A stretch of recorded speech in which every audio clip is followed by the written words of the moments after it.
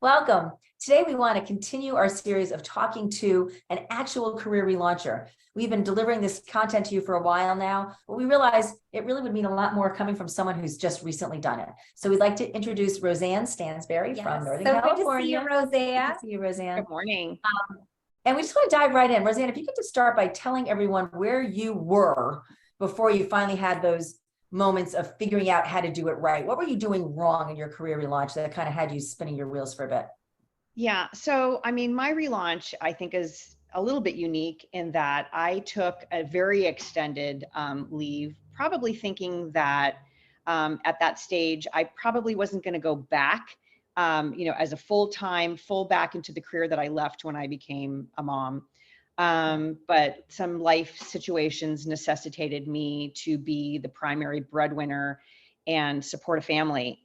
So I found myself after 17 years needing to really rethink my job search. It wasn't for additional money to come in to help the family, but it was to be a primary breadwinner. And I needed to understand how I could jump back into a full-time job at a manager level, at a higher level, after not being there. And so much had changed since 2003 when I left. So I just didn't know what to do. I was literally stuck.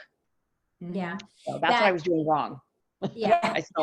So had you done any applications? Had you done any resume? Had you taken any steps on your own, or you were just kind of stuck, as you said? I went Indeed.com and sending out resumes, and it was my old resume that was a little wonky. I didn't know how to really explain being out of the workforce for as long as I was. And honestly, I think this is something that a lot of people feel when they've left. And I don't know why, because it's such a critical thing. We feel guilt that we left, or we feel less. And we absolutely shouldn't, because it's such critical life work being, whatever we leave for.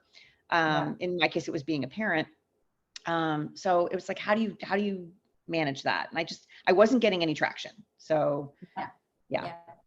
I think that loss of identity is a real thing for anybody, even if you step out of the workforce for a short period of time, because many of us have a lot of who we are that's tied to the work that we've done in the world. Yeah. And then you throw something like motherhood into all of that, and it just changes the game to a whole new level. And you were motherhood and caring for a parent. You were in that real sandwich role, correct?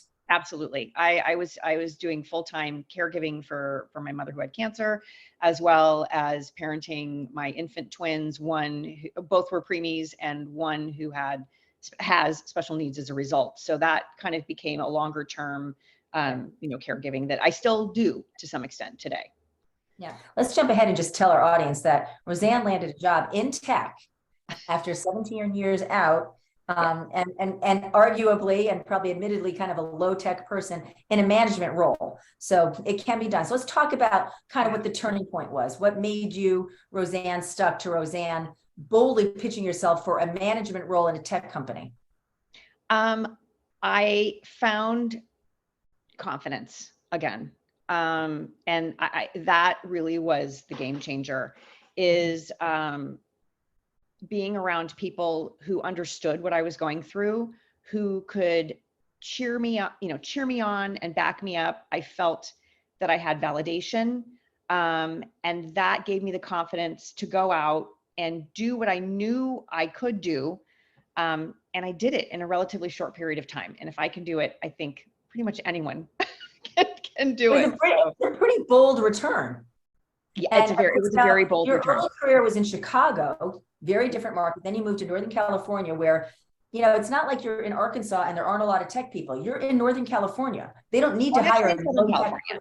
In Southern California, but you're in California. That's right. Yeah. But I mean, like, lots of tech people. It's not like they needed to hire someone who didn't have a lot of high tech experience. So the fact that you even put yourself out there is a big testament to your confidence. I want to talk a little bit more about that confidence piece, because I think that's a real big challenge for many of the people in our audience.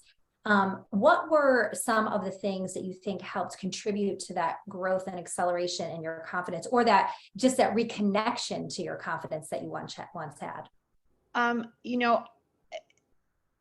The one thing that was a game changer for me, again, is having people surrounding me who understood where I was coming from, having a safe place to be able to share my fears, hear other people have those same things. And it's like, oh yeah, they understand what I'm going through. These people, we're all in the same boat, and we have that. And then the one thing that was another thing that was a game changer for me was really doing foundational work, understanding what it was that was important to me, being purposeful in understanding what my core values were. So, you can go out and find a job. Like, I like to do this, I like to do that, but really digging deep into myself. Why do I like to do that? Why do I want to do that? Is this the right thing for me to do? Does this feed my soul? Does this feed my purpose? Is this am I going to be able to sell it?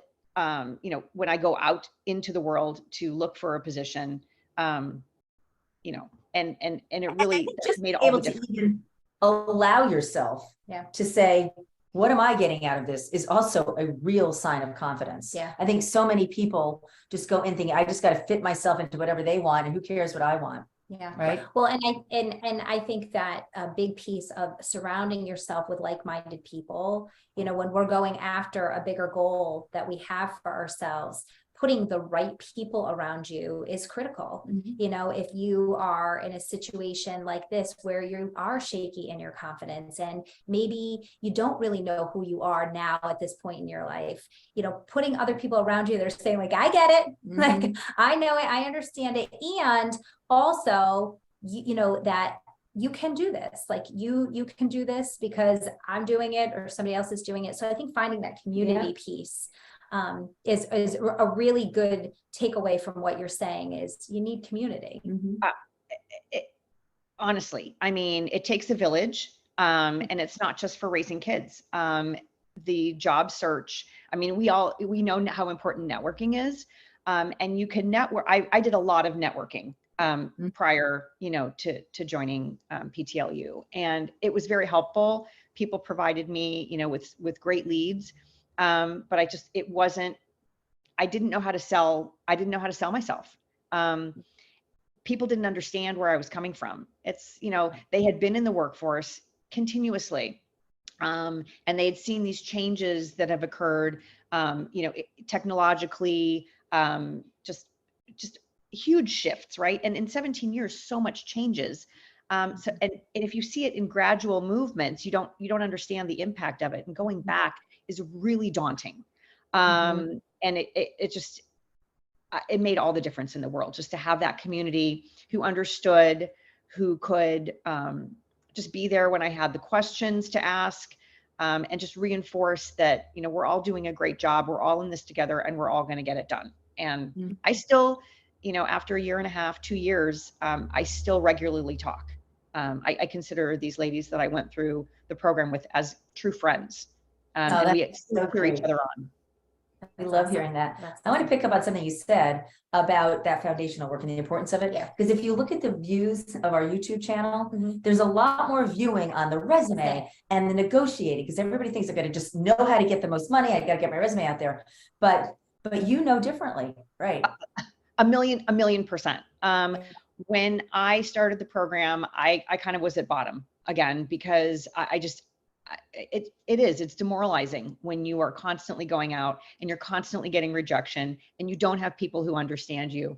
You have to be ready to really start at the foundation, but I promise that there is no other way to do it. It's the best thing, because you will learn who you are, and that will shine through when you then have that beautiful polished resume. Because you can have the most gorgeous resume, but if you don't emulate that when you're in front of a person, whether it be live or whether it be on a video call, you're not going to get that second call.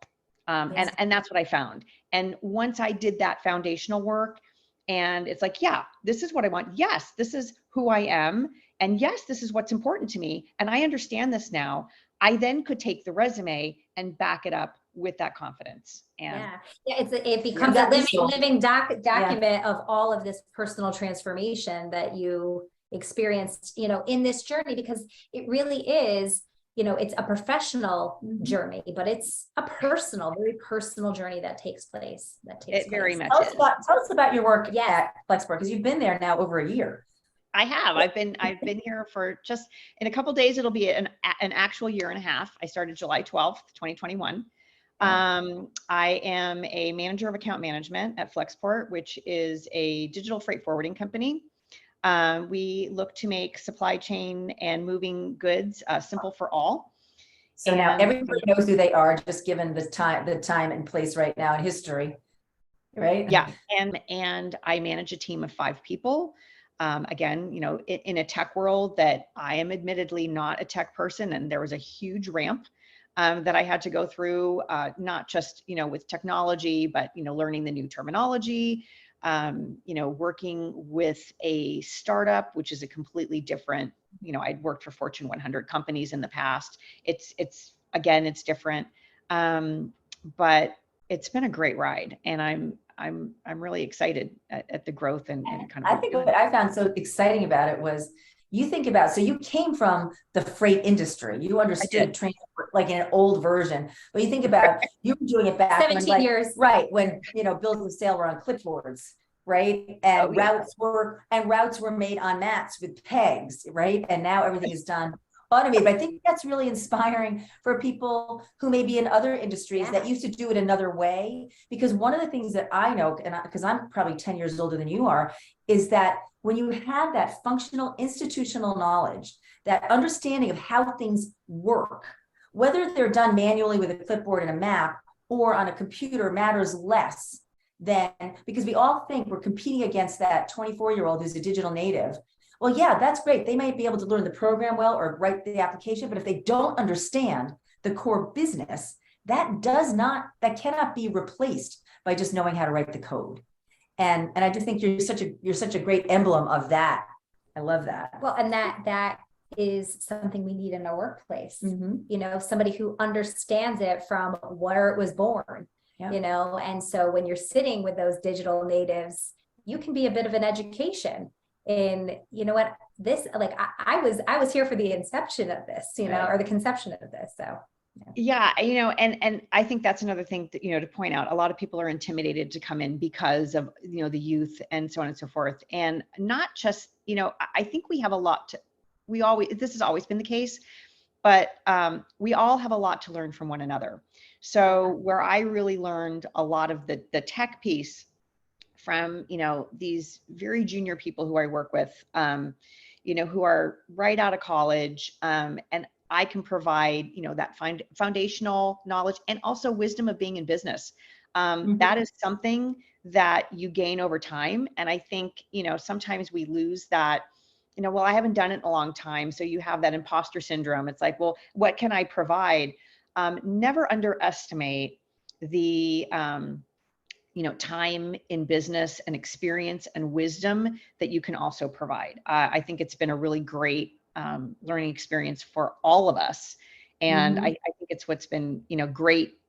It's just, that's what's made the experience that much more.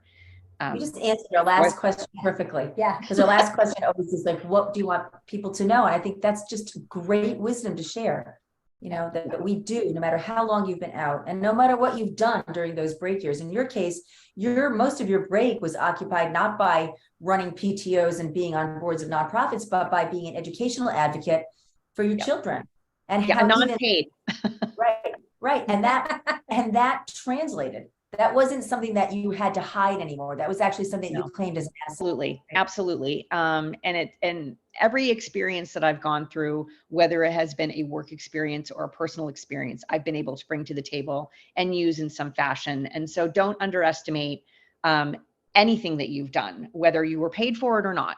Because again, 17 years without a paycheck, it felt really great to get that first paycheck, by the way. Yeah. And let me add another thing too, that we kind of talked about, but it's a shift when you go back, because we are so used to being stewards to our loved ones. And it's it's that personal shift and really understanding, how to kind of let go of some things and, having the ability to delegate responsibilities to others, and trusting that you have done a great job in teaching and letting go. And guess what? It does work out. You know, the house doesn't fall apart. You know, and I think juggled a little bit. Yeah. Yeah. Well, you know, in the beginning, there might be a little bit of a fight, but everyone realizes it's for the best. Yeah. But so that's been a great thing as well. You know, we don't want to minimize the, you know, the personal aspects of it, because a lot changes. It's not just you going into the business world. It's, you know, people are used to mom being home all the time, and now mom's at home all the time, but it's going to be okay. Yeah. Oh, I love that. We have to end it right there. And you've done it with, Mom's going to be away, but it's going to be okay. We're going to be okay. Thank you, Roseanne, so very much. I mean, you were able to impart wisdom that we couldn't and haven't. Appreciate that. Yes, and you've been such a wonderful part of our community and inspiring to so many women over the years. So we really do appreciate that. And if you are a viewer, like what you've heard today, please join us. We'll be inviting more people like Roseanne in to talk about their personal return to work journeys. If you like our content, please subscribe to our channel.